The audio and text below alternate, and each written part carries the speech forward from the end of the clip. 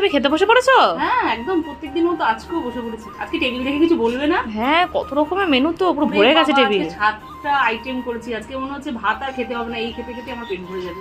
কি কি নিলে? নিলাম প্রথমে গরম গরম সাদা ভাত, কাঁচা লঙ্কা নিয়েছি, একটা ইলিশ মাছের লেদ ভাজা, সাথে ইলিশ মাছের কিন্তু একটু তেলও নিয়েছি, সাথে নিয়েছি পাকা পুঁই বিচি ভাজা, একদম রসুন ফোড়ন দিয়ে বেশ ঝাল ঝাল করে ভেজেছি। আর নিয়েছি বাঙালির ইমোশন, কচুর শাক। সব বাঙালির এই কচুর শাকের সঙ্গে একটা ইমোশন জড়িয়ে আছে। সাথে আছে শিম বিচের একটা ডাল করেছি, সমস্ত সবজি দিয়ে শিম বিচের তরকা ডাল করেছি।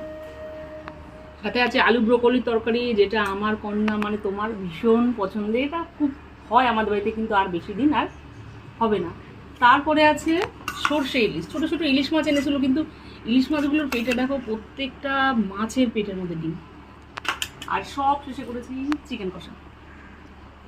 বলো, অনেক মেনু সব বলে দিলাম, কি দিয়ে খাবো এবার সাথে? পুঁই বীজ দিয়ে খাও। জানি এটা তুমি বলবে, কারণ এটা আমার ভীষণ ভীষণ পছন্দের। বেশ সাদা ভাতের সঙ্গে একটু পুঁই বিচি দিয়ে মাখি না, ভাতটা বেশ লাল লাল হয়। ছোটোবেলা যখন মা করতো না, খুব ভালো লাগতো। একদম লাল শাকের মতো হয়েছে, দারুণ দারুণ দারুণ।